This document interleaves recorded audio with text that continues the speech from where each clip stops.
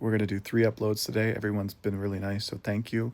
These buns will take up 3 minutes, the frosting will take up a 1-minute video, and then bonus with a scrap will be 30 seconds. Starting with 3 cups of flour, 3/4 cups of milk, 50 grams of sugar, 60 grams of butter, and 1 egg, and 2 spoons of yeast. We're going to combine our sugar, yeast, and warm milk.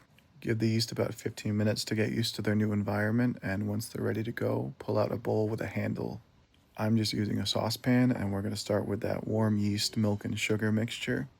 I like to gradually add my flours to doughs, so we won't go with the full 3 cups of flour. We're going to start with just a little bit and let the yeast figure out their food sources for a couple minutes. About 10 minutes has gone by, I'm going to add in my egg. Then I'll start incorporating and trying to build the dough with the extra flour, about a quarter of it at a time. Once it comes together, I'm going to add some more flour. This just allows me to control the texture a lot better. In the end, I only used about 2.5 cups of flour, but I'll be using this flour tomorrow anyways to roll out the dough. My dough is now shaggy. It's not taking on any more flour in the pan, but that's okay. I'm going to use butter. Butter is going to act as a little bit more of a liquid content, and it's going to help pick up that extra flour. This is salted butter, so I'm not going to add any extra salt, and I'm going to check my gluten here. It's ripping, but that's okay. We're going to act like our own mixers and use our hands to curl the dough under itself till it rips, press it back together, and put it in a pan. About 20 minutes later, the gluten is at time to hydrate, so with wet hands, we'll pick up our dough and just stretch it out and get a nice skin going on the outside. Let it sit in this bowl with a cover on top until it starts to smell like yeast. And once it does, that means the gases are starting to activate, the yeast are starting to activate. It'll sit in the fridge overnight. Once you wake up in the morning, it'll look like this.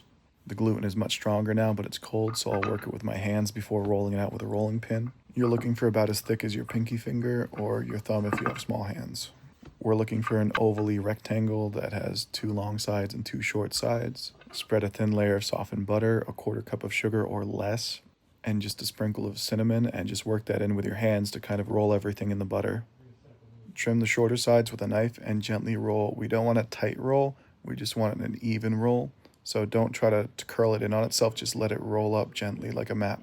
You want the weight of the dough sitting on top of this tail while you cut it, so just gently tuck that under. And now we can cut off the ends. If we cut off the ends before, this roll would be like pushing out the side wonkily. Measure with your fingers the amount you want to make. This is going to make too little, so I'm going with 3 fingers, which will make me about 6 with my dimensions that I've worked with.